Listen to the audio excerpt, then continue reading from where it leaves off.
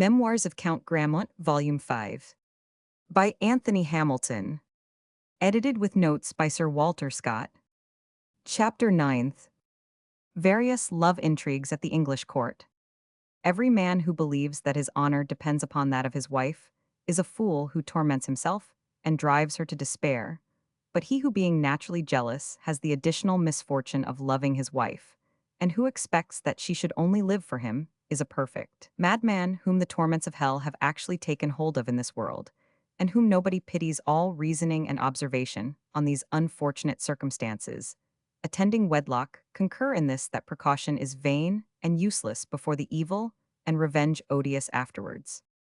The Spaniards, who tyrannize over their wives more by custom than from jealousy, content themselves with preserving the niceness of their honor by duennas, grates, and locks.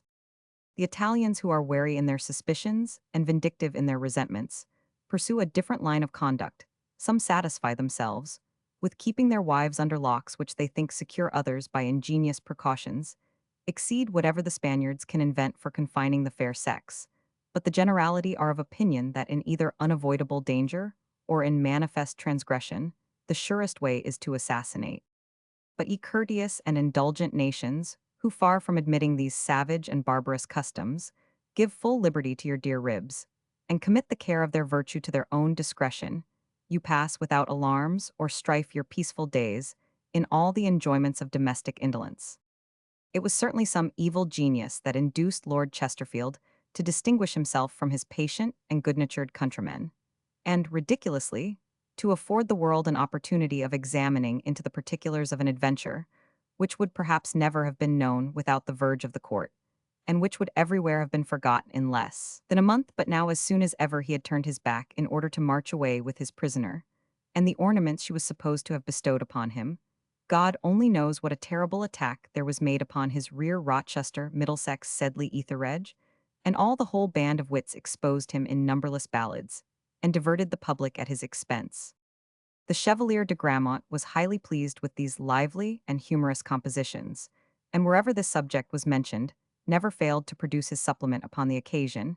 It is strange, said he, that the country which is little better than a gallows or a grave for young people is allotted in this land only for the unfortunate, and not for the guilty. Poor Lady Chesterfield, for some unguarded looks, is immediately seized upon by an angry husband, who will oblige her to spend her Christmas at a country house 150 miles from London, while here there are 1,000 ladies who are left at liberty to do whatever they please, and who indulge in that liberty, and whose conduct, in short, deserves a daily bastinado. I name no person, God forbid I should, but Lady Middleton, Lady Denham, the Queens, and the Duchess Maids of Honor, and 100 others bestow their favors to the right and to the left, and not the least notice is taken of their conduct. As for Lady Shrewsbury, she is conspicuous. I would take a wager she might have a man killed for her every day find. She would only hold her head the higher for it. One would suppose she imported from Rome plenary indulgences for her conduct. There are 3 or 4 gentlemen who wear an ounce of her hair made into bracelets, and no person finds any fault. And yet shall such a cross-grained fool as Chesterfield be permitted to exercise an act of tyranny altogether unknown in this country upon the prettiest woman in England, and all for a mere trifle?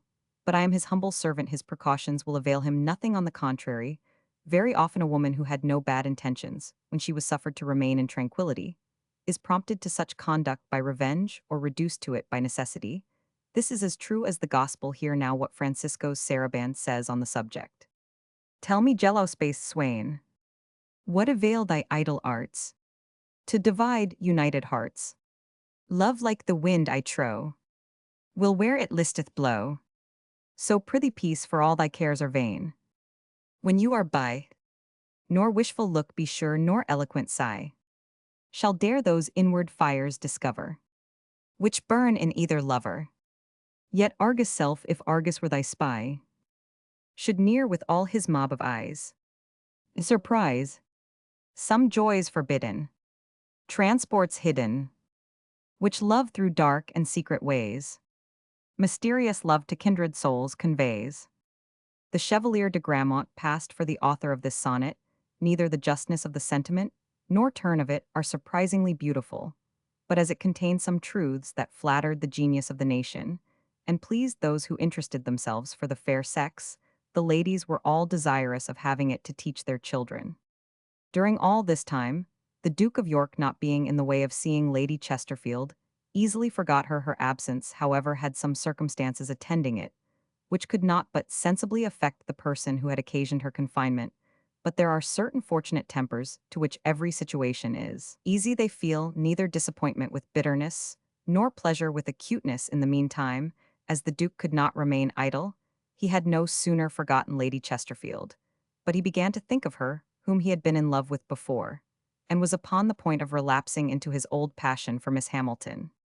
There was in London a celebrated portrait painter called Lely, who had greatly improved himself by studying the famous Van Dyck's pictures, which were dispersed all over England.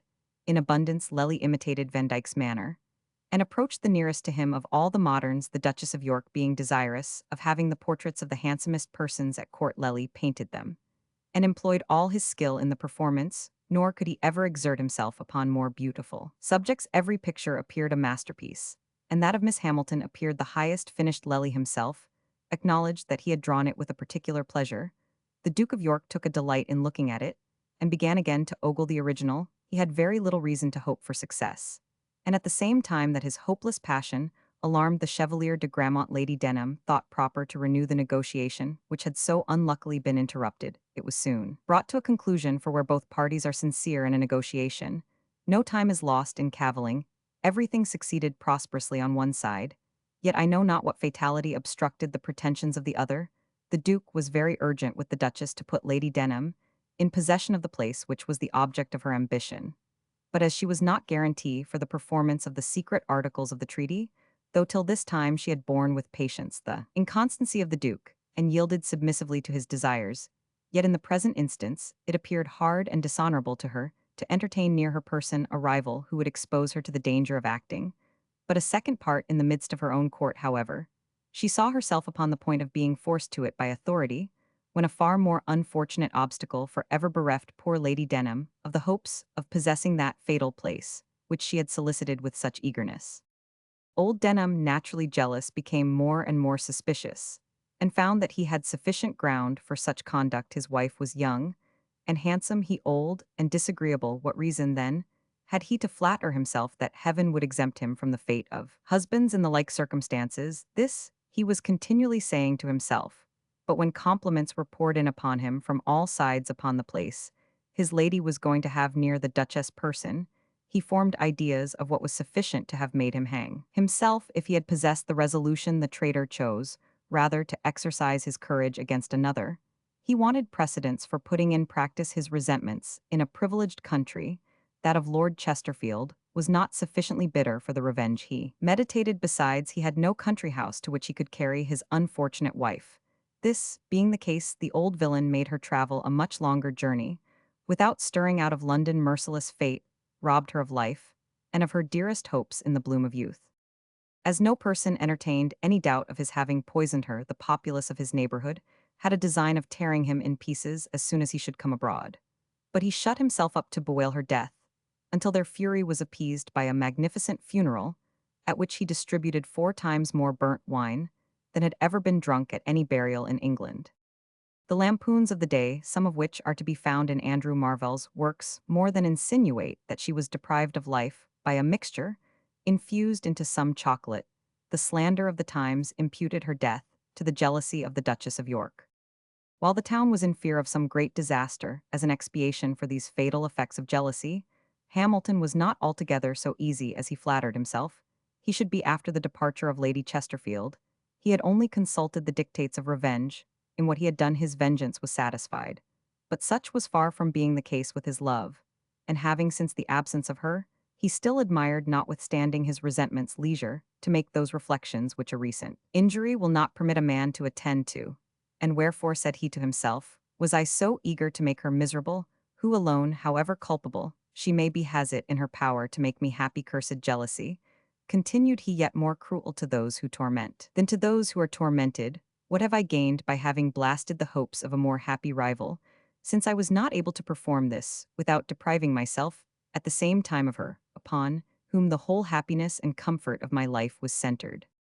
Thus clearly proving to himself by a great many reasonings of the same kind, and all out of season, that in such an engagement it was much better to partake with another than to have nothing at all. He filled his mind with a number of vain regrets and unprofitable remorse, when he received a letter from her who occasioned them, but a letter so exactly adapted to increase them that after he had read it, he looked upon himself as the greatest scoundrel in the world. Here it follows. You will no doubt be as much surprised at this letter as I was at the unconcerned air with which you beheld my departure. I am led to believe that you had imagined reasons which in your own mind justified such unseasonable conduct. If you are still under the impression of such barbarous sentiments, it will afford you pleasure to be made acquainted with what I suffer in the most horrible of prisons, whatever the country affords most melancholy in this season, presents itself to my view on all sides surrounded by impassable roads. Out of one window, I see nothing but rocks, out of another nothing but precipices. But wherever I turn my eyes within doors, I meet those of a jealous husband, still more insupportable than the sad objects that encompass me. I should add to the misfortunes of my life that of seeming criminal in the eyes of a man who ought to have justified me even against convincing appearances, if by my avowed innocence I had a right to complain or to expostulate. But how is it possible for me to justify myself at such a distance? And how can I flatter myself that the description of a most dreadful prison will not prevent you from believing me?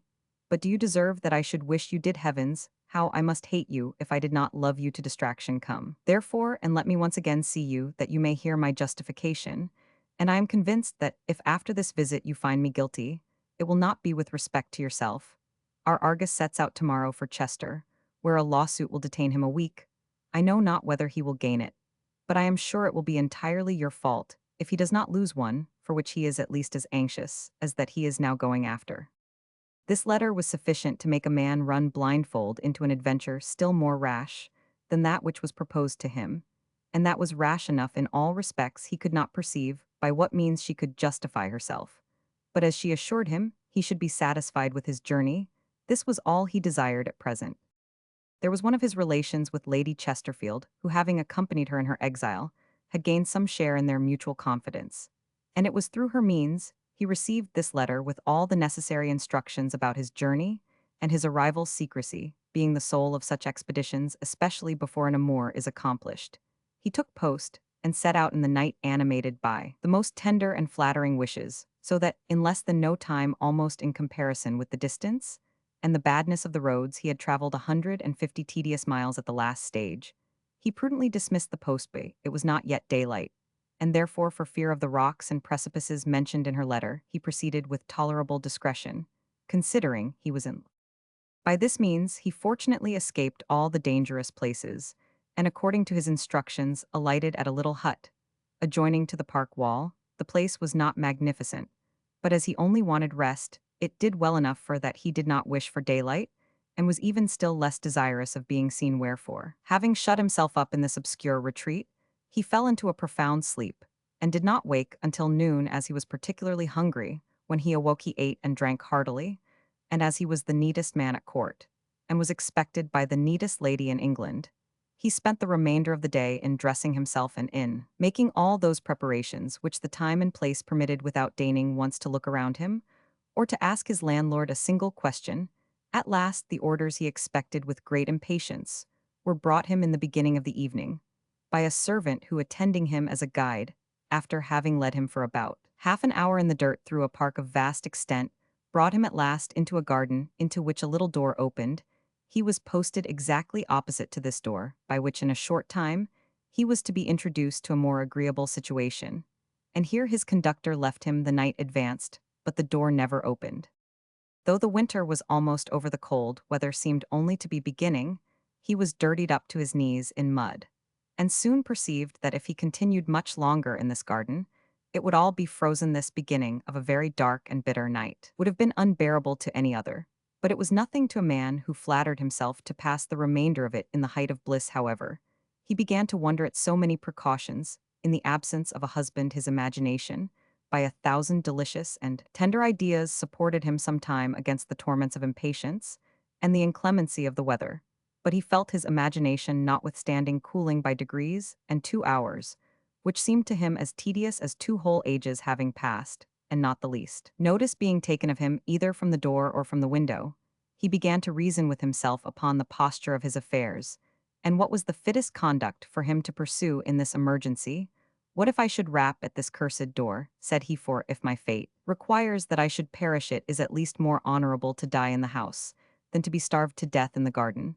But then continued he, I may thereby perhaps expose a person whom some unforeseen accident may at this very instant have reduced to greater perplexity than even I myself am in this thought, supplied him with a necessary degree of patience and fortitude against the enemies he had to contend with. He therefore began to walk quickly to and fro with resolution, to wait as long as he could keep alive. The end of an adventure which had such an uncomfortable beginning, all this was to no purpose, for though he used every effort to keep himself warm, and though muffled up in a thick cloak, yet he began to be benumbed in all his limbs, and the cold gained the ascendancy. Over all his amorous vivacity and eagerness daybreak was not far off, and judging now that, though the accursed door should even be opened, it would be to no purpose, he returned as well as he could to the place from whence he had set out upon this wonderful expedition.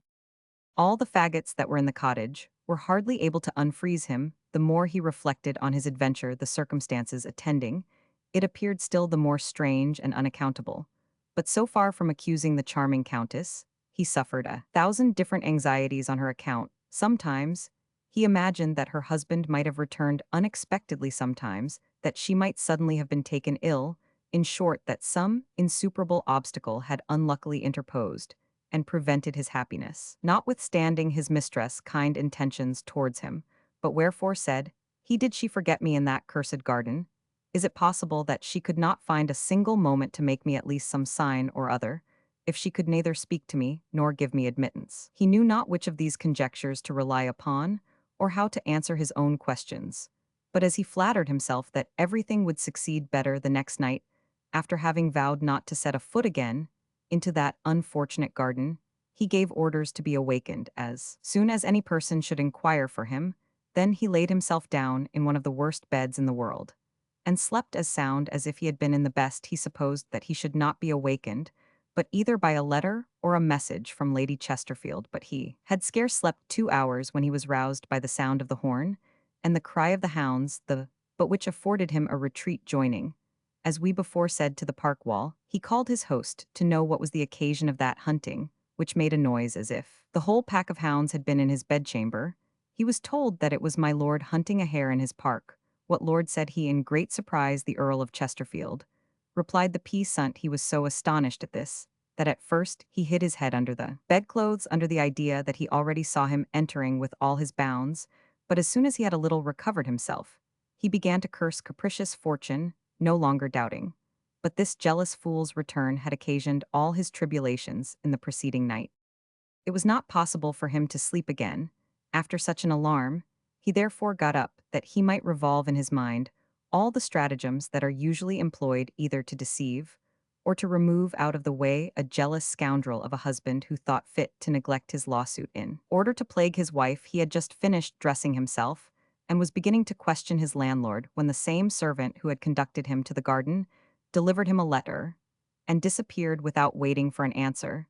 This letter was from his relation, and was to this effect: I am extremely sorry that I have innocently been accessory to bringing you to a place to which you were only invited to be laughed at. I opposed this journey at first, though I was then persuaded it was wholly suggested by her tenderness. But she has now undeceived me. She triumphs in the trick she has played you. Her husband has not stirred from hence, but stays at home out of complaisance to her.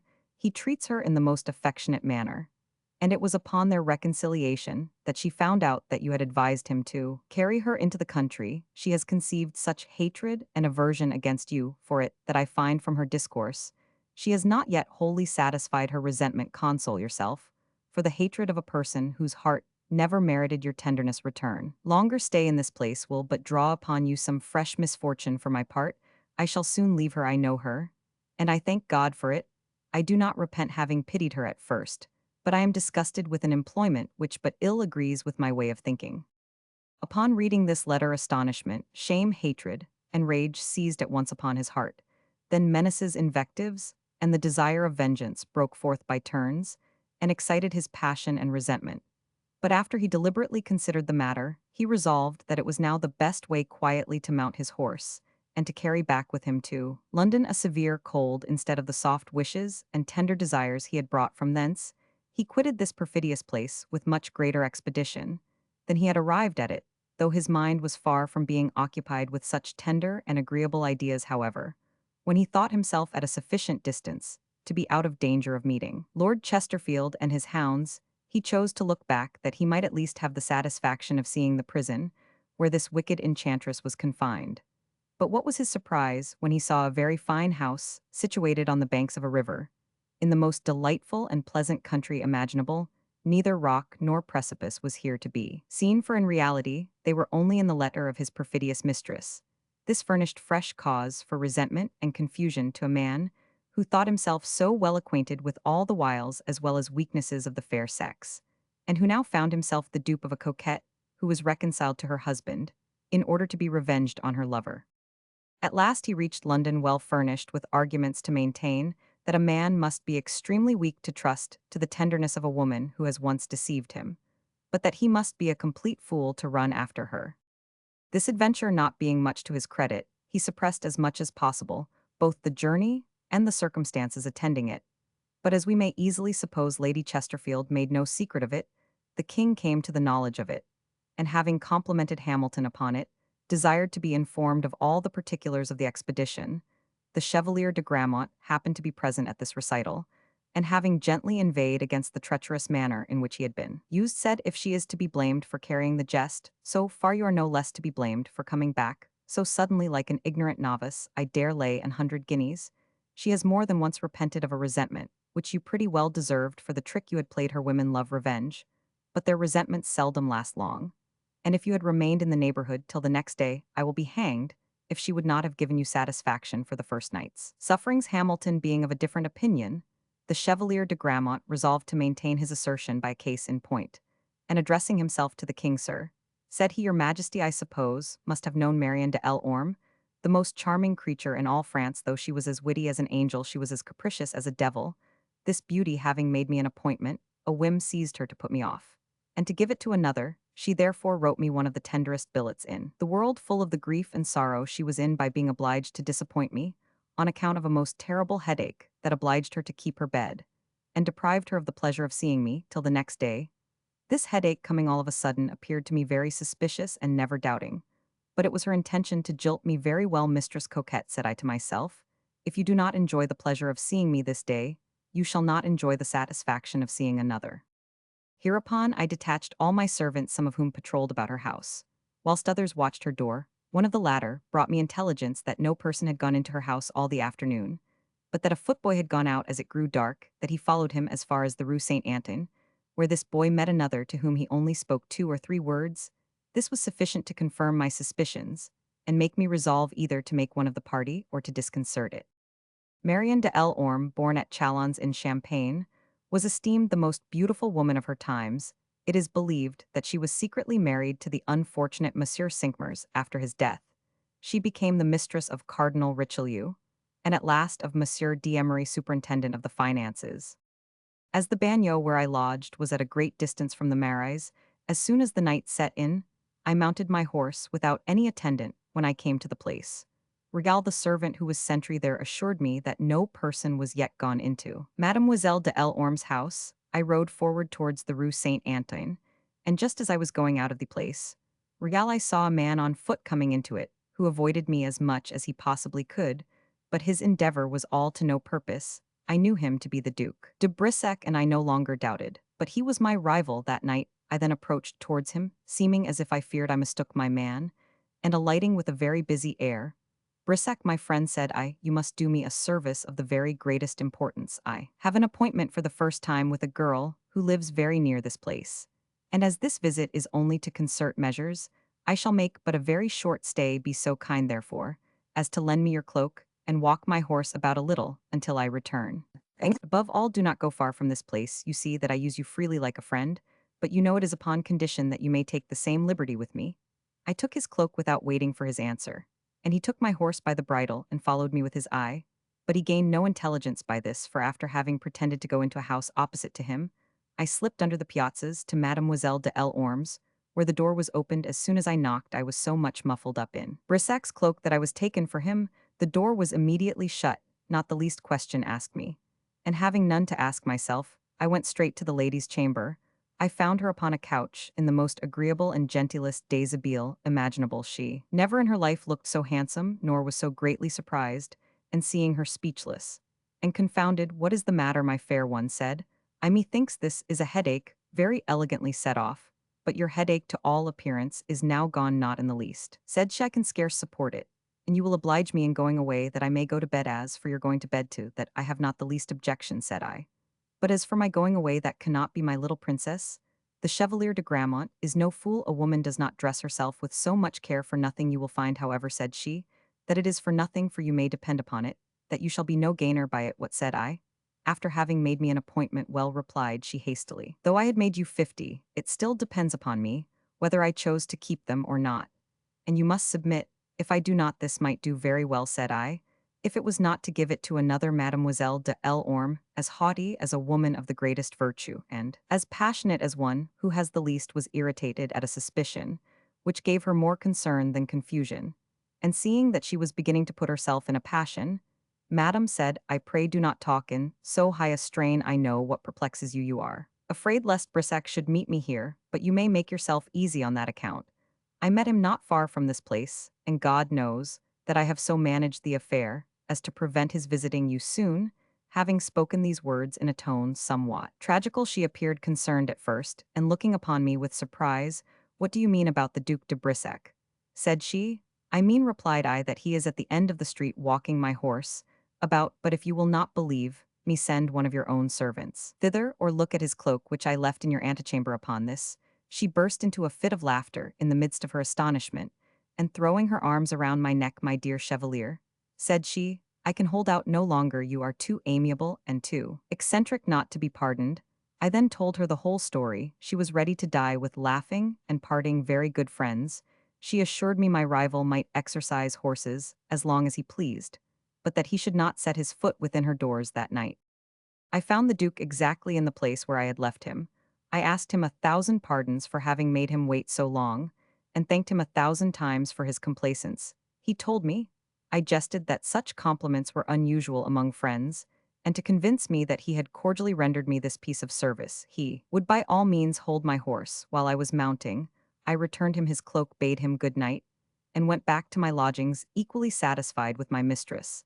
And my rival, this continued, he proves that a little patience and address are sufficient to disarm the anger of the fair, to turn even their tricks to a man's advantage.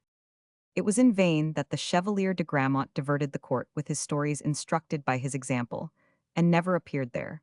But to inspire universal joy for a long time, he was the only foreigner in fashion fortune jealous of the justice, which is done to merit, and desirous of seeing all human happiness depend on her caprice. Raised up against him two competitors for the pleasure he had long enjoyed of entertaining the English court, and these competitors were so much the more dangerous, as the reputation of their several merits had preceded their arrival, in order to dispose the suffrages of the court in their favor. They came to display in their own persons whatever was the most accomplished either among the men of the sword or of the gown. The one was the Marquis de Flamarens, the sad object of the sad elegies of the Countess de la Sousa. The other was the President Tamboneau, the most humble and most obedient servant and admirer of the beauteous lines. As they arrived together, they exerted every endeavor to shine in concert. Their talents were as different as their persons. Tamboneau, who was tolerably ugly, founded his hopes upon a great store of wit, which however no person in England could find out, and Flamarens by his air and mien courted admiration, which was flatly denied him. They had agreed mutually to assist each other, in order to succeed in their intentions, and therefore in their first visits, the one appeared in state, and the other was the spokesman. But they found the ladies in England of a far different taste from those who had rendered them famous in France. The rhetoric of the one had no effect on the fair sex, and the fine mien of the other distinguished him only in a minuet which he first introduced into England, and which he danced with tolerable success. The English court had been too long accustomed to the solid wit of Saint Evremond, and the natural and singular charms of his hero, to be seduced by appearances. However, as the English have in general a sort of predilection in favor of anything that has the appearance of bravery, Flamarens was better received on account of a duel, which, obliging him to leave his own country, was a recommendation to him in England. Miss Hamilton had at first the honor of being distinguished by Tamboneau, who thought she possessed a sufficient share of wit to discover the delicacy of his, and being delighted to find that nothing was lost in her conversation, either as to the turn the expression or beauty of the thought, he frequently did her the favor to converse with her, and perhaps he would never have found out that he was tiresome if contenting himself with the display of his eloquence he had not thought proper to attack her heart. This was carrying the matter a little too far for Miss Hamilton's complaisance, who was of opinion that she had already shown him too much for the tropes of his harangues.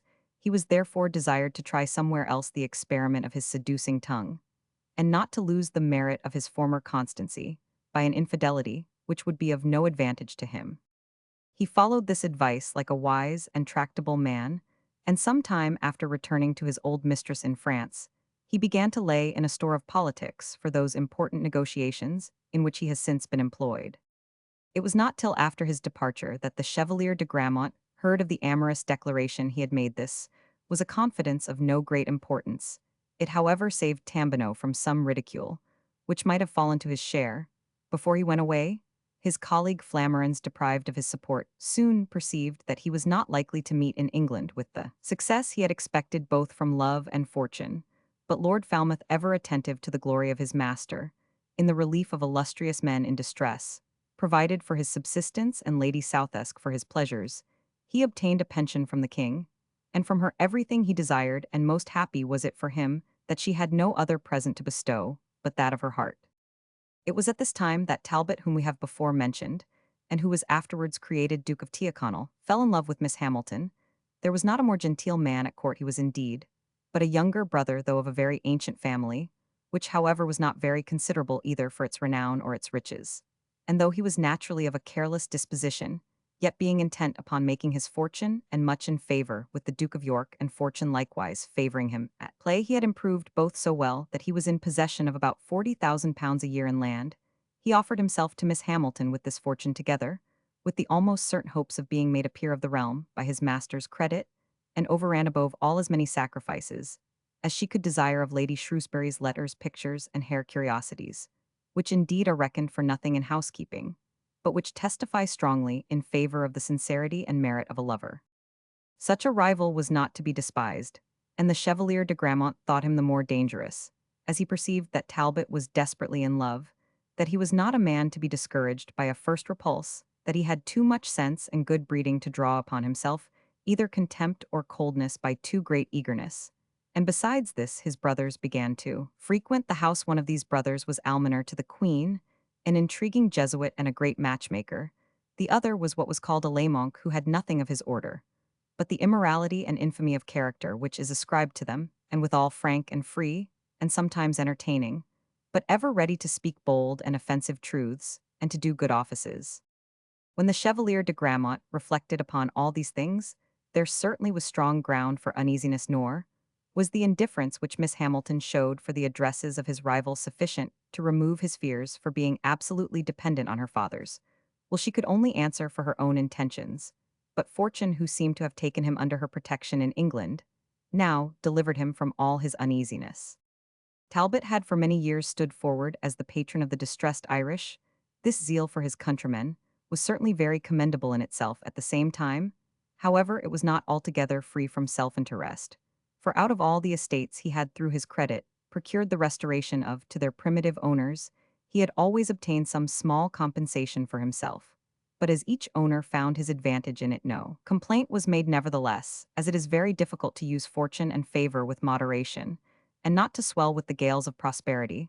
Some of his proceedings had an air of haughtiness and independence, which offended the Duke of Ormond, then Lord Lieutenant of Ireland, as injurious to his Grace's authority. The Duke resented this behavior with great spirit, as there certainly was a great difference between them both as to their birth and rank, and to their credit. It had been prudent in Talbot to have had recourse to apologies and submission, but such conduct appeared to him base and unworthy for a man of his importance to submit to. He accordingly acted with haughtiness and insolence, but he was soon convinced of his error, for having inconsiderately launched out into some arrogant expressions, which it neither became him to utter, nor the Duke of Ormond to forgive. He was sent prisoner to the Tower, from whence he could not be released until he had made all necessary submissions to his Grace. He therefore employed all his friends for that purpose, and was obliged to yield more to get out of this scrape than would have been necessary to have avoided it by this imprudent conduct. he lost all hopes of marrying into a family, which after such a proceeding was not likely to listen to any proposal from him. A very exact account of this transaction is given by Lord Clarendon, by which it appears that Talbot was committed to the Tower for threatening to assassinate the Duke of Ormond. Continuation of Clarendon p. 362.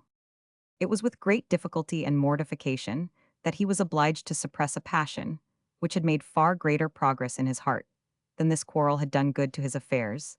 This being the case, he was of opinion that his presence was necessary in Ireland, and that he was better out of the way of Miss Hamilton to remove those impressions which still troubled his repose. His departure therefore soon followed this resolution. Talbot played deep and was tolerably forgetful. The Chevalier de Grammont won 300 or 400 guineas of him the very evening on which he was sent to the Tower. That accident had made him forget his usual punctuality in paying the next morning whatever he had lost overnight, and this debt had so far escaped his memory that it never once occurred to him. After he was enlarged, the Chevalier de Grammont, who saw him at his departure, without taking the least notice of the money he owed him, wished him a good journey, and having met him at court as he came to take his leave of the King, Talbot, said he, "If my services can be of any use to you during your absence, you have but to command them. You know old Russell has left his nephew as his resident with Miss Hamilton. If you please, I will act for you in the same capacity. Adieu, God bless you. Be sure not to fall sick upon the road. But if you should pray remember me in your will." Talbot, who upon this compliment immediately recollected the money he owed the Chevalier, burst out a-laughing, and embracing him, "My dear Chevalier," said he, "I am so much obliged to you for your offer that I resign you my mistress, and will send you your money instantly." The Chevalier de Grammont possessed 1,000 of these genteel ways of refreshing the memories of those persons who were apt to be forgetful in their payments. The following is the method he used some years after with Lord Cornwallis. This lord had married the daughter of Sir Stephen Fox, treasurer of the king's household, one of the richest and most regular men in England. His son-in-law, on the contrary, was a young spendthrift, was very extravagant, loved gaming, lost as much as anyone would trust him, but was not quite so ready at paying. His father-in-law disapproved of his conduct, paid his debts, and gave him a lecture at the same time. The Chevalier de Grammont had one of him 1,000 or 1,200 guineas, which he heard no tidings of, although he was upon the eve of his departure, and he had taken leave of Cornwallis in a more particular manner than any other person. This obliged the Chevalier to write him a billet, which was rather laconic. It was this: "My lord, pray remember the Count de Grammont, and do not forget Sir Stephen Fox."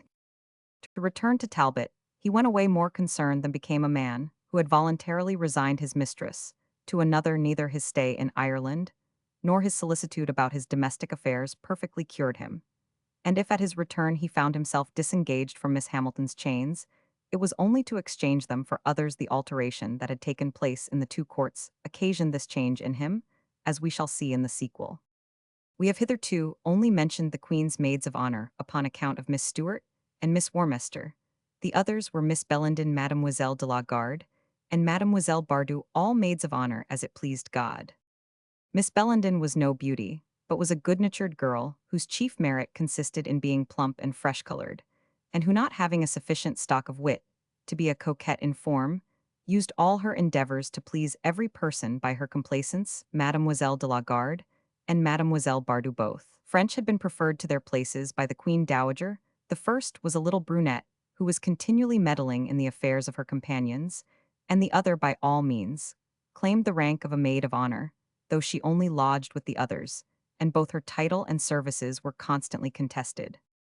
It was hardly possible for a woman to be more ugly with so fine a shape, but as a recompense her ugliness was set off with every art. The use she was put to was to dance with flammarins, and sometimes towards the conclusion of a ball, possessed of castanets and effrontery, she would dance some figured saraband or other, which amused the court. Let us now see in what manner this ended. As Miss Stuart was very seldom in waiting on the Queen, she was scarcely considered as a maid of honor. The others went off almost at the same time by different adventures, and this is the history of Miss Warminster, whom we have before mentioned when speaking of the Chevalier de Grammont. Lord Toff, eldest son of the Earl of Carlingford, was supposed to be in love with her, and Miss Warminster not only imagined it was so, but likewise persuaded herself that he would not fail to marry her the first opportunity, and in the meantime she thought it her duty to entertain him with all the civility imaginable. Toff had made the Duke of Richmond his confidant. These two were particularly attached to each other, but still more so to Wine. The Duke of Richmond, notwithstanding his birth, made but an indifferent figure at court, and the king respected him still less than his courtiers did, and perhaps it was in order to court his majesty's favor that he thought proper to fall in love with Miss Stuart. The Duke and Lord Toff made each other the confidants of their respective engagements, and these were the measures they took. To put their designs in execution, little Mademoiselle de la Gardet was charged to acquaint Miss Stuart that the Duke of Richmond was dying of love for her, and that when he ogled her in public, it was a certain sign that he was ready to marry her as soon as ever she would consent. Toff had no commission to give the little ambassadress for Miss Warminster, for their everything was already arranged, but she was charged to settle and provide some conveniences, which were still wanting for the freedom of their commerce, such as to have free egress and regress to her, at all hours of the day or night. This appeared difficult to be obtained, but it was however at length accomplished. The governess of the maids of honor, who for the world would not have connived at anything that was not fair and honorable, consented that they should sup as often as they pleased in Miss Warminster's apartments, provided their intentions were honorable. And she, one of the company, the good old lady, was particularly fond of green oysters, and had no aversion to Spanish wine. She was certain of finding at every one of these suppers 2 barrels of oysters, one to be eaten with the party, and the other for her to carry away as soon. Therefore, as she had taken her dose of wine, she took her leave of the company. It was much about the time that the Chevalier de Grammont had cast his eyes upon Miss Warminster, that this kind of life was led in her chamber. God knows how many ham pies, bottles of wine, and other products of his lordship's liberality were there consumed. In the midst of these nocturnal festivals, and of this innocent commerce, a relation of Killigrew's came up to London about a lawsuit. He gained his cause, but nearly lost his senses. He was a country gentleman who had been a widower about 6 months, and was possessed of 15 or 16,000 pounds a year. The good man, who had no business at court, went thither merely to see his cousin Killigrew, who could have dispensed with his visits. He there saw Miss Warminster, and at first sight fell in love with her. His passion increased to such a degree that, having no rest either by day or night, he was obliged to have recourse to extraordinary remedies. He therefore early one morning called upon his cousin Killigrew, told him his case, and desired him to demand Miss Warminster in marriage for him. Killigrew was struck with wonder and astonishment when he heard his design, nor could he cease wondering at what sort of creature of all the women in London his cousin had resolved upon marrying. It was some time before Killigrew could believe that he was in earnest, but when he was convinced that he was, he began to enumerate the dangers and inconveniences attending so rash an enterprise. He told him that a girl educated at court was a terrible piece of furniture for the country, that to carry her thither against her inclination would as effectually rob him of his happiness and repose as if he was transported to hell, that if he consented to let her stay, he needed only to compute what it would cost him in equipage, table clothes, and gaming money to maintain her in London, according to her caprices, and then to cast up how long his 15,000 a year would last. His cousin had already formed this computation, but finding his reason less potent than his love, he remained fixed in his resolution, and Killigrew, yielding at length to his importunities, went and offered his cousin bound hand and foot to the victorious fair, as he dreaded nothing more than a compliance on her part. So nothing could astonish him more than the contempt with which she received his proposal. The scorn with which she refused him made him believe that she was sure of Lord Toff, and wonder how a girl like her could find out 2 men who would venture to marry her. He hastened to relate this refusal, with all the most aggravating circumstances, as the best news he could carry to his cousin, but his cousin would not believe him.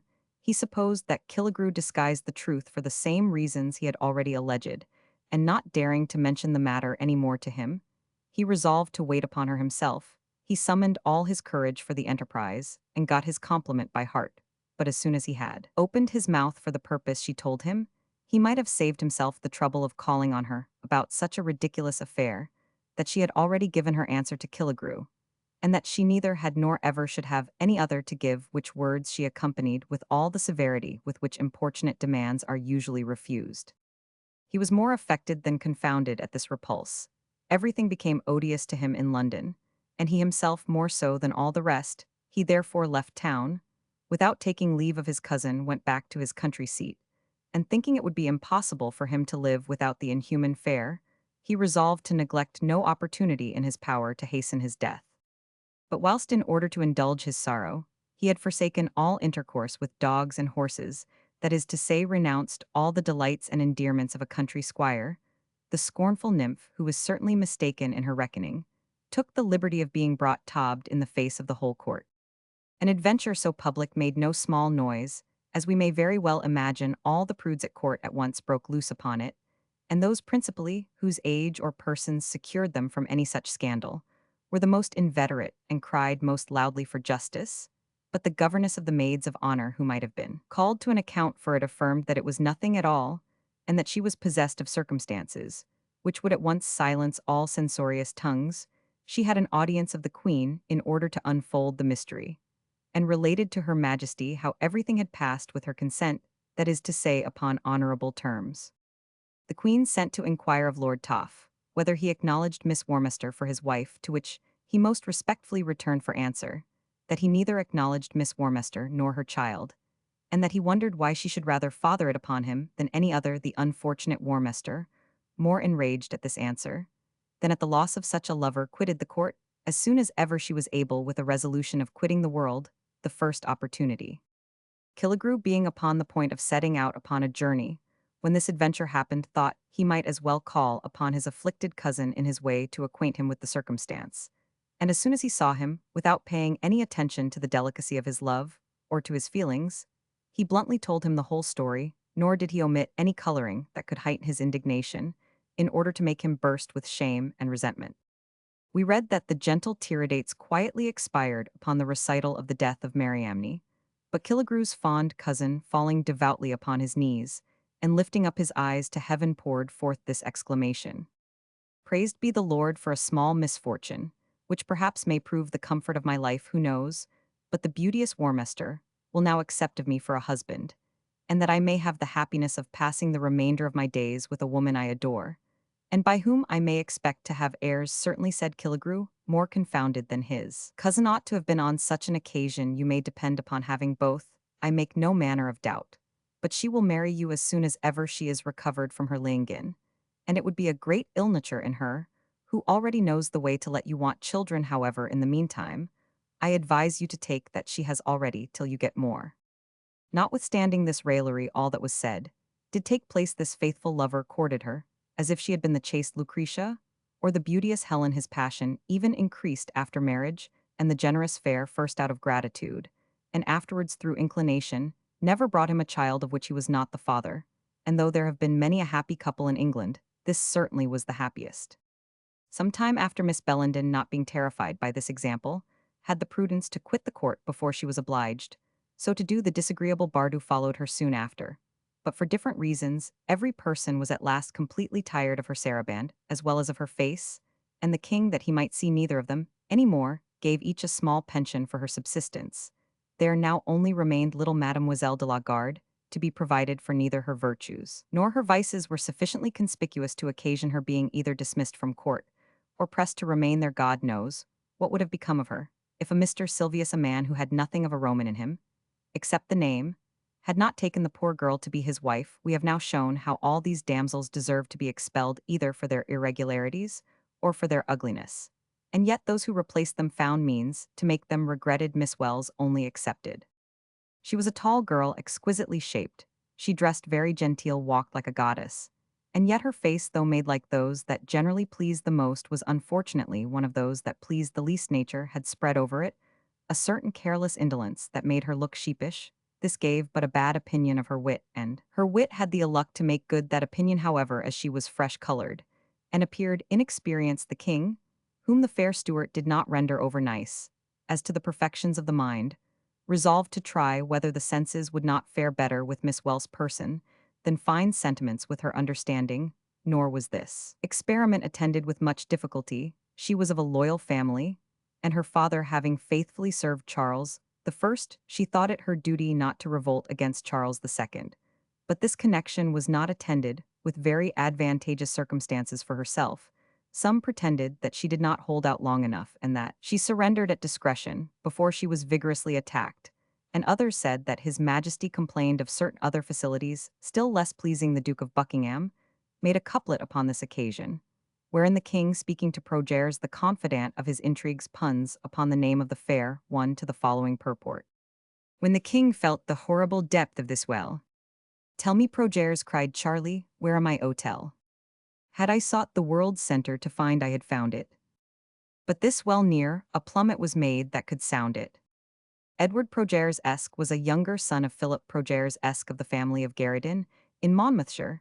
His father was a colonel in the army, and equerry to James Roman I. Edward was early introduced to court, and after having been page to Charles Roman, one was made groom of the bedchamber to his son. While Prince of Wales, he attached himself to the king's interest during the war with the Parliament with laudable fidelity. The following letter, from which antiquaries may derive the minute information that Charles Roman, too, did wear mourning for a whole year for his father, serves to show the familiar style which Charles used to Progers, as well as his straitened circumstances, while in the island of Jersey. "Progers, I wold have you besides the embroidered suit, bring me a plain riding suite, with an innocent coat, the sweets I haw for horsebacky being so spotted and spoiled that they are not to be seen out of this island. The lining of the coat and the petty toys are referred to your great discretion, provided there want nothing. When it comes to be put on, I do not remember there was a belt or a hat band in your directions for the embroidered suite, and those are so necessary as you must not forget them. Jersey, 14th Jan. Old Style, 1649. Charles." Miss Wells, notwithstanding this species of anagram upon her name, and these remarks upon her person, shone the brightest among her new companions. These were Miss Levingston, Miss Fielding, and Miss Boynton, who little deserved to be mentioned in these memoirs. Therefore, we shall leave them in obscurity, until it please fortune to draw them out of it. This was the new establishment of maids of honor to the Queen. The Duchess of York, nearly about the same time, likewise recruited hers, but showed by a happier and more brilliant choice that England possessed an inexhaustible stock of beauties. But before we begin to speak of them, let us see who were the first maids of honor to Her Royal Highness, and on what account they were removed. Besides Miss Blogg and Miss Price, whom we have before mentioned, the establishment was composed of Miss Bagot and Miss Hobart, the president of the community. Miss Blogg, who never knew the true reason of her quarrel with the Marquis de Brissessier, took it up upon that fatal letter she had received from him, wherein, without acquainting her that Miss Price was to wear the same sort of gloves and yellow ribband as herself, he had only complimented her upon her hair, her fair complexion, and her eyes. Moccasins, this word she imagined must signify something particularly wonderful, since her eyes were compared to it, and being desirous some time afterwards to know all the energy of the expression, she asked the meaning of the French word marcassin. As there are no wild boars in England, those to whom she addressed herself told her that it signified a young pig. This scandalous simile confirmed her in the belief she entertained of his perfidy. Brissessier, more amazed at her change than she was offended at his supposed calumny, looked upon her as a woman still more capricious than insignificant, and never troubled himself more about her. But Sir Yarborough, of as fair a complexion as herself, made her an offer of marriage in the height of her resentment, and was accepted. Chance made up this match, I suppose, as an experiment to try what such a white-haired union would produce. Miss Price was witty, and as her person was not very likely to attract many admirers, which however she was resolved to have, she was far from being coy. When an occasion offered, she did not so much as make any terms. She was violent in her resentments, as well as in her attachments, which had exposed her to some inconveniences, and she had very indiscreetly quarreled with a young girl, whom Lord Rochester admired. This connection, which till then had been a secret, she had the imprudence to publish to the whole world, and thereby drew upon herself the most dangerous enemy in the universe. Never did any man write with more ease, humor, spirit, and delicacy, but he was at the same time the most severe satirist. Poor Miss Price, who had thus voluntarily provoked his resentment, was daily exposed in some new shape. There was every day some new song or other, the subject of which was her conduct, and the burden her name. How was it possible for her to bear up against these attacks in a court where every person was eager to obtain the most insignificant trifle that came from the pen of Lord Rochester? The loss of her lover, and the discovery that attended it, was only wanting to complete the persecution that was raised against her. About this time died Dongan, a gentleman of merit, who was succeeded by Durfort, afterwards Earl of Feversham, in the post of lieutenant of the Duke's Life Guards. Miss Price, having tenderly loved him, His death plunged her into a gulf of despair, but the inventory of his effects had almost deprived her of her senses. There was in it a certain little box, sealed up on all sides. It was addressed in the deceased's own handwriting to Miss Price. But instead of receiving it, she had not even the courage to look upon it. The governess thought it became her, in prudence, to receive it on Miss Price's refusal, and her duty to deliver it to the Duchess herself, supposing it was filled with many curious and precious commodities, of which perhaps she might make some advantage. Though the Duchess was not altogether of the same opinion, she had the curiosity to see what was contained in a box, sealed up in a manner so particularly careful, and therefore caused it to be opened in the presence of some ladies who happened then to be in her closet. All kinds of love trinkets were found in it, and all these favors, it appeared, came from the tender-hearted Miss Price. It was difficult to comprehend how a single person could have furnished so great a collection, for besides counting the pictures, there was hair of all descriptions wrought into bracelets, lockets, and into 1,000 other different devices. Wonderful to see, after these were 3 or 4 packets of letters of so tender a nature, and so full of raptures and languors, so naturally expressed, that the Duchess could not endure the reading of any more than the 2 first. Her Royal Highness was sorry that she had caused the box to be opened in such good company, for being before such witnesses, she rightly judged, it was impossible to stifle this adventure, and at the same time, there being no possibility of retaining any longer such a maid of honor, Miss Price had her valuables restored to her with orders to go and finish her lamentations, or to console herself for the loss of her lover in some other place. Miss Hobart's character was at that time as uncommon in England, as her person was singular in a country where to be young, and not to be in some degree handsome, is a reproach. She had a good shape, rather a bold air, and a great deal of wit, which was well cultivated without having much discretion. She was likewise possessed of a great deal of vivacity, with an irregular fancy. There was a great deal of fire in her eyes, which however produced no effect upon the beholders, and she had a tender heart, whose sensibility some pretended was alone in favor of the fair sex. Miss Bagot was the first that gained her tenderness and affection, which she returned at first with equal warmth and sincerity, but perceiving that all her friendship was insufficient to repay that of Miss Hobart, she yielded the conquest to the governess niece, who thought herself as much honored by it as her aunt thought herself obliged by the care she took of the young girl. It was not long before the report, whether true or false, of this singularity spread through the whole court, where people, being yet so uncivilized as never to have heard of that kind of refinement in love of ancient Greece, imagined that the illustrious Hobart, who seemed so particularly attached to the fair sex, was in reality something more than she appeared to be. Satirical ballads soon began to compliment her upon these new attributes, and upon the insinuations that were therein made. Her companions began to fear her. The governess, alarmed at these reports, consulted Lord Rochester upon the danger to which her niece was exposed. She could not have applied to a fitter person. He immediately advised her to take her niece out of the hands of Miss Hobart, and contrived matters so well that she fell into his own. The Duchess, who had too much generosity not to treat as visionary what was imputed to Miss Hobart, and too much justice to condemn her upon the faith of lampoons, removed her from the society of the maids of honor to be an attendant upon her own person. Miss Bagot was the only one who was really possessed of virtue and beauty among these maids of honor. She had beautiful and regular features, and that sort of brown complexion which, when in perfection, is so particularly fascinating, and more especially in England, where it is uncommon. There was an involuntary blush almost continually upon her cheek. Without having anything to blush for, Lord Falmouth cast his eyes upon her. His addresses were better received than those of Miss Hobart, and some time after Cupid raised her from the post of maid of honor to the Duchess, to a rank which might have been envied by all the young ladies in England. The Duchess of York, in order to form her new court, resolved to see all the young persons that offered themselves, and without any regard to recommendations to choose none but the handsomest. At the head of this new assembly appeared Miss Jennings and Miss Temple, and indeed they so entirely eclipsed the other two that we shall speak of them only. Miss Jennings, adorned with all the blooming treasures of youth, had the fairest and brightest complexion that ever was seen. Her hair was of a most beauteous flaxen.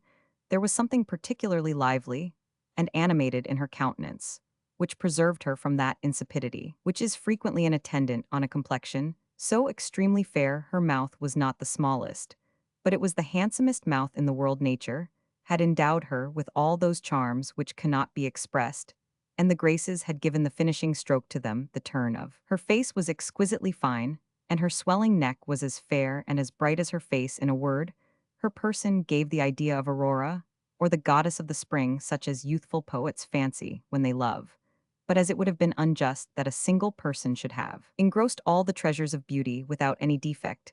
There was something wanting in her hands and arms to render them worthy of the rest. Her nose was not the most elegant, and her eyes gave some relief, whilst her mouth and her other charms pierced the heart with 1,000 darts. With this amiable person, she was full of wit and sprightliness, and all her actions and motions were unaffected, and easy her conversation was bewitching, when she had a mind to please, piercing and delicate when disposed to raillery, but as her imagination was subject to flights, and as she began to speak frequently, before she had done thinking, her expressions did not always convey what she wished, sometimes exceeding, and at others falling short of her ideas.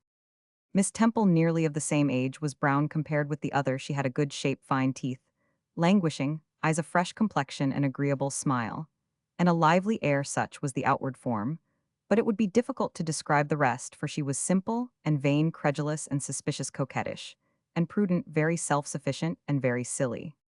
As soon as these new stars appeared at the Duchess court, all eyes were fixed upon them, and every one formed some design upon one or other of them, some with honorable and others with dishonest intentions.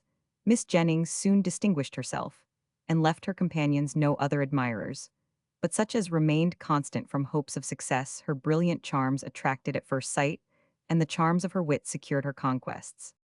The Duke of York, having persuaded himself that she was part of his property, resolved to pursue his claim by the same title whereby his brother had appropriated to himself the favors of Miss Wells. But he did not find her inclined to enter into his service, though she had engaged in that of the Duchess. She would not pay any attention to the perpetual ogling with which he at first attacked her. Her eyes were always wandering on other objects when those of his Royal Highness were looking for them, and if by chance he caught any casual glance, she did not even blush. This made him resolve to change his manner of attack. Ogling having proved ineffectual, he took an opportunity to speak to her, and this was still worse. I know not in what strain he told his case, but it is certain the oratory of the tongue was not more prevailing than the eloquence of his eyes. Miss Jennings had both virtue and pride, and the proposals of the Duke were consistent with neither the one nor the other, although from her great vivacity, one might suppose that she was not capable of much reflection. Yet she had furnished herself with some very salutary maxims for the conduct of a young person of her age. The first was that a lady ought to be young to enter the court with advantage, and not old to leave it with a good grace; that she could not maintain herself there, but by a glorious resistance or by illustrious foibles, and that in so dangerous a situation she ought to use her utmost endeavors not to dispose of her heart until she gave her hand. Entertaining such sentiments, she had far less trouble to resist the Duke's temptations than to disengage herself from his perseverance. She was deaf to all treaties for a settlement with which her ambition was sounded, and all offers of presents succeeded. Still worse, what was then to be done to conquer an extravagant virtue that would not hearken to reason? He was ashamed to suffer a giddy young girl to escape, whose inclinations ought in some manner to correspond with the vivacity that shone forth in all her actions, and who nevertheless thought proper to be serious, when no such thing as seriousness was required of her. After he had attentively considered her obstinate behavior, he thought that writing might perhaps succeed, though ogling speeches and embassies had failed. Paper receives everything, but it unfortunately happened that she would not receive the paper. Everyday billets containing the tenderest expressions and most magnificent promises were slipped into her pockets or into her muff. This, however, could not be done unperceived, and the malicious little gypsy took care that those who saw them slip in should likewise see them fall out unperused, and unopened. She only shook her muff, or pulled out her handkerchief, as soon as ever his back was turned. His billets fell about her like hailstones, and whoever pleased might take them up. The Duchess was frequently a witness of this conduct, but could not find in her heart to chide her for her want of respect to the Duke. After this, the charms and prudence of Miss Jennings were the only subjects of conversation in the two courts. The courtiers could not comprehend how a young creature brought directly from the country to court should so soon become its ornament by her attractions, and its example by her conduct. The king was of opinion that those who had attacked her had ill-concerted their measures, for he thought it unnatural that she should neither be tempted by promises nor gained by importunity, she especially who, in all probability had not imbibed such severe precepts. From the prudence of her mother, who had never tasted anything more delicious than the plums and apricots of St. Albans, being resolved to try her himself, he was particularly pleased with the great novelty that appeared in the turn of her wit and in the charms of her person, and curiosity, which at first induced him to make the trial, was soon changed into a desire of succeeding in the experiment. God knows what might have been the consequence, for he greatly excelled in wit, and besides he was king, two qualities of no small consideration. The resolutions of the fair Jennings were commendable and very judicious, but yet she was wonderfully pleased with wit and royal majesty, prostrate at the feet of a young person, is very persuasive. Miss Stuart, however, would not consent to the king's project.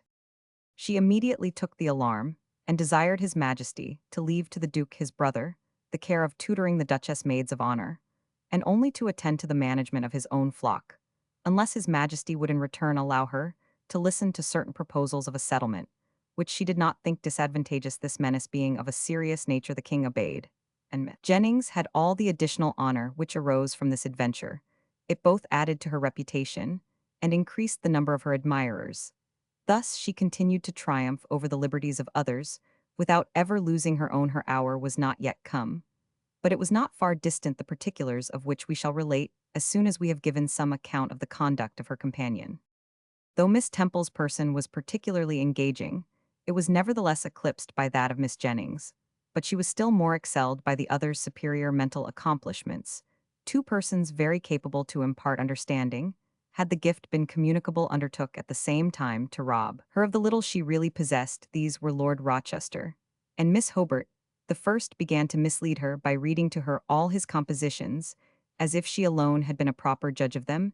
He never thought proper to flatter her upon her personal accomplishments, but told her that if heaven had made him susceptible of the impressions of beauty, it would not have been possible for him to have escaped her chains, but not being, thank God, affected with anything but wit, he had the happiness of enjoying the most agreeable conversation in the world, without running any risk. After so sincere a confession, he either presented to her a copy of verses or a new song, in which whoever dared to come in competition in any respect with Miss Temple was laid prostrate before her charms, most humbly to solicit pardon. Such flattering insinuations so completely turned her head that it was a pity to see her. The Duchess took notice of it, and well knowing the extent of both their geniuses, she saw the precipice, into which the poor girl was running headlong, without perceiving it. But as it is no less dangerous to forbid a connection that is not yet thought of, than it is difficult to put an end to one that is already well established, Miss Hobart was charged to take care with all possible discretion that these frequent and long conversations might not be attended with any dangerous consequences. With pleasure she accepted the commission, and greatly flattered herself with success. She had already made all necessary advances to gain possession of her confidence and friendship, and Miss Temple, less suspicious of her than of Lord Rochester, made all imaginable returns.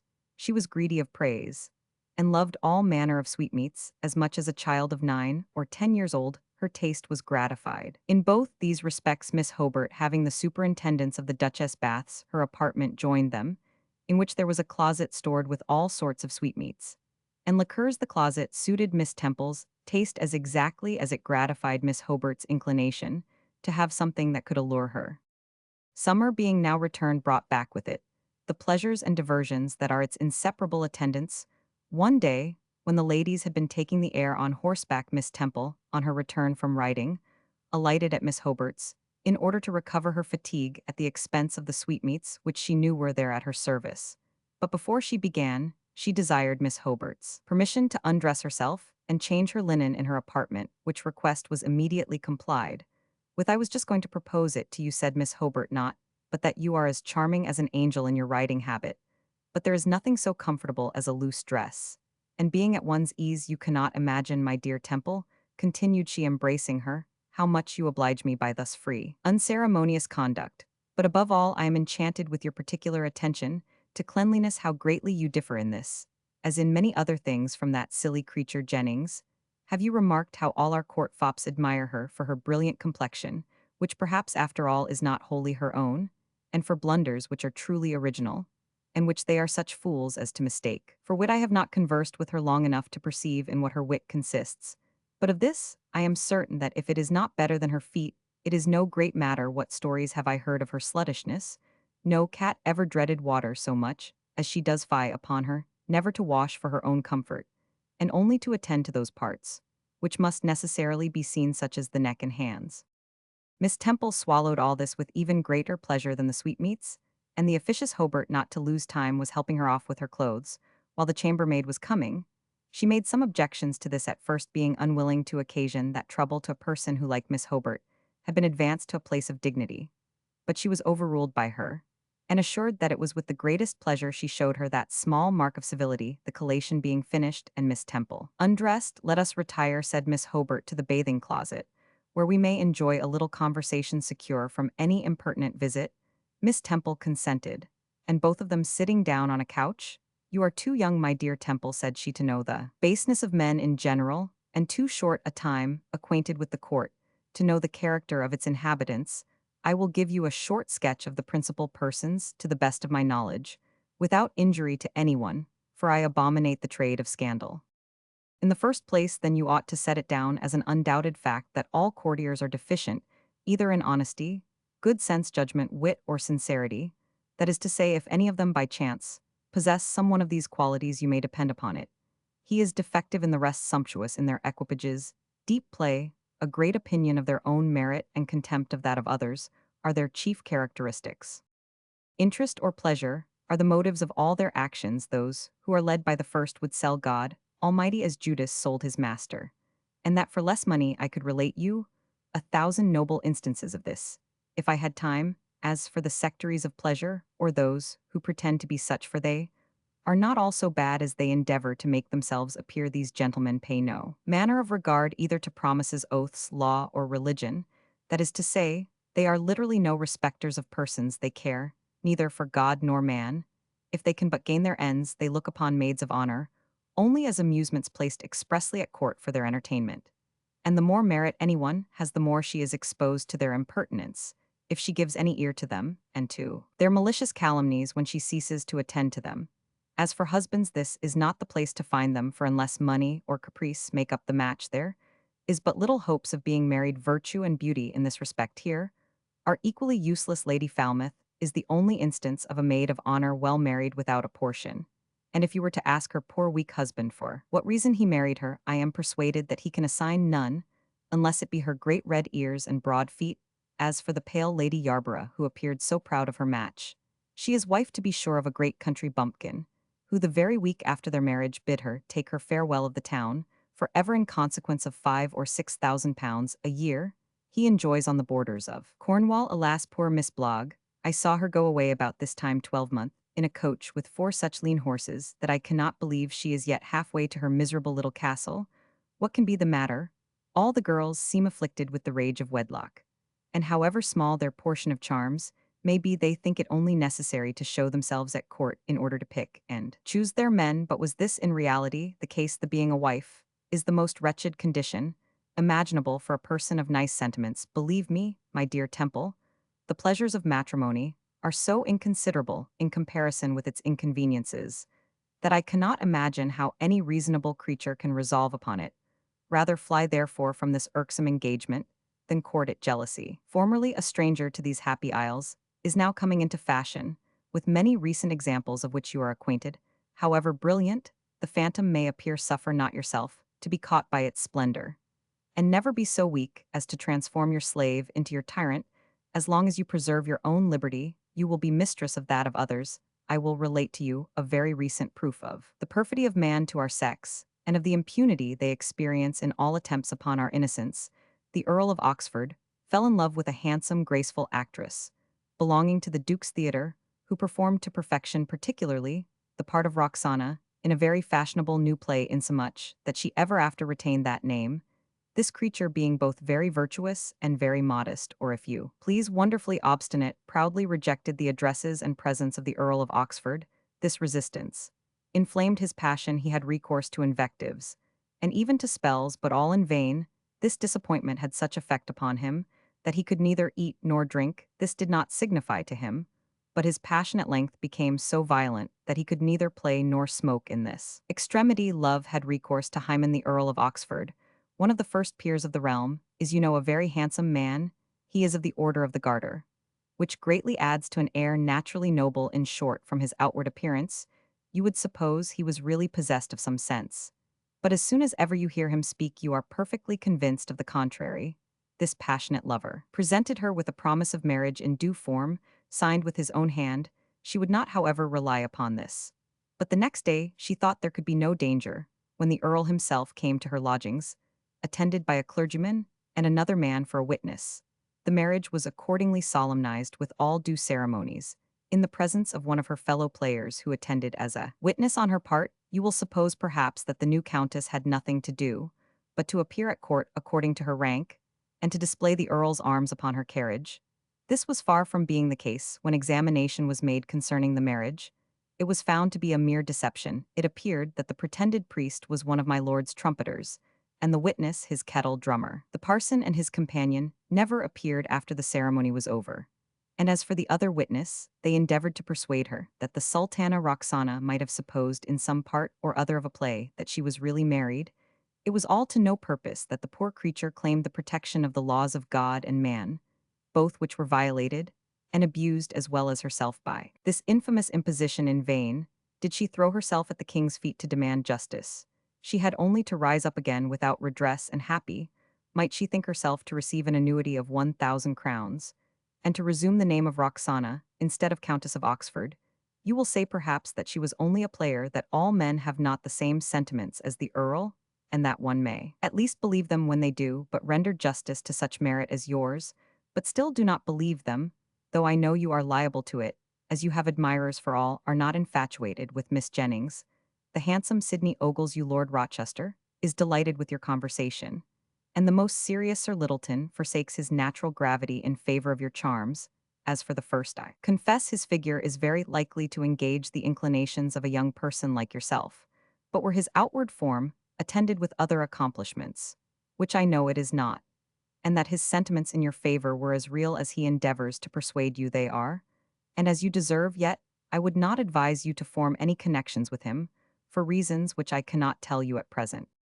Sir Littleton is undoubtedly in earnest, since he appears ashamed of the condition to which you have reduced him, and I really believe, if he could get the better of those vulgar chimerical apprehensions of being what is vulgarly called a cuckold, the good man would marry you, and you would be his representative in his little government, where you might merrily pass your days, in casting up the weekly bills of housekeeping, and in darning old napkins. What a glory would it be to have a Cato for a husband, whose speeches are as many lectures, and whose lectures are composed of nothing but illnature and censure. Lord Rochester is without contradiction the most witty man in all England, but then he is likewise the most unprincipled, and devoid even of the least tincture of honor. He is dangerous to our sex alone, and that to such a degree that there is not a woman who gives ear to him 3 times, but she irretrievably loses her reputation. No woman can escape him, for he has her in his writings, though his other attacks be ineffectual. And in the age we live in, the one is as bad as the other in the eye of the public. In the meantime, nothing is more dangerous than the artful, insinuating manner with which he gains possession of the mind. He applauds your taste, submits to your sentiments, and at the very instant that he himself does not believe a single word of what he is saying, he makes you believe it all. I dare lay a wager that from the conversation you have had with him, you thought him one of the most honorable and sincerest men living. For my part, one cannot imagine what he means by the assiduity he pays you. Not but your accomplishments are sufficient to excite the adoration and praise of the whole world. But had he even been so fortunate as to have gained your affections, he would not know what to do with the loveliest creature at court. For it is a long time since his debauches have brought him to order with the assistance of the favors of all the common streetwalkers. See, then, my dear Temple, what horrid malice possesses him, to the ruin and confusion of innocence, a wretch to have no other design in his addresses and assiduities to Miss Temple, but to give a greater air of probability to the calumnies with which he has loaded her. You look upon me with astonishment, and seem to doubt the truth of what I advance. But I do not desire you to believe me without evidence here, said she, drawing a paper out of her pocket. See what a copy of verses he has made in your praise, while he lulls your credulity to rest by flattering speeches and feigned respect. After saying this, the perfidious Hobart showed her half a dozen couplets, full of strained invective and scandal, which Rochester had made against the former maids of honor. This severe and cutting lampoon was principally leveled against Miss Price, whose person he took to pieces in the most frightful and hideous manner imaginable. Miss Hobart had substituted the name of Temple instead of Price, which she made to agree both with the measure and tune of the song. This effectually answered Hobart's intentions. The credulous Temple no sooner heard her sing the lampoon, but she firmly believed it to be made upon herself. And in the first transports of her rage, having nothing so much at heart as to give the lie to the fictions of the poet, as for this, my dear Hobart, said she, I can bear it no longer. I do not pretend to be so handsome as some others. But as for the defects that villain charges me with, I dare say, my dear Hobart, there is no woman more free from them. We are alone, and I am almost inclined to convince you by ocular demonstration. Miss Hobart was too complacent to oppose this motion. But although she soothed her mind by extolling all her beauties in opposition to Lord Rochester's song, Miss Temple was almost driven to distraction by rage and astonishment that the first man she ever attended to should, in his conversation with her, not even make use of a single word of truth, but that he should likewise have the unparalleled cruelty falsely to accuse her of defects. And not being able to find words capable of expressing her anger and resentment, she began to weep like a child. Miss Hobart used all her endeavors to comfort her, and chid her for being so much hurt with the invectives of a person whose scandalous impostures were too well known to make any impression. She however advised her never to speak to him any more, for that was the only method to disappoint his designs, that contempt and silence were on such occasions much preferable to any explanation, and that if he could once obtain a hearing, he would be justified, but she would be ruined. Miss Hobart was not wrong in giving her this counsel. She knew that an explanation would betray her, and that there would be no quarter for her, if Lord Rochester had so fair an opportunity of renewing his former panegyrics upon her. But her precaution was in vain. This conversation had been heard from one end to the other by governess niece, who was blessed with a most faithful memory, and having that very day an appointment with Lord Rochester, she conned it over 3 or 4 times that she might not forget one single word. When she should have the honor of relating it to her lover, we shall show in the next chapter what were the consequences resulting from it.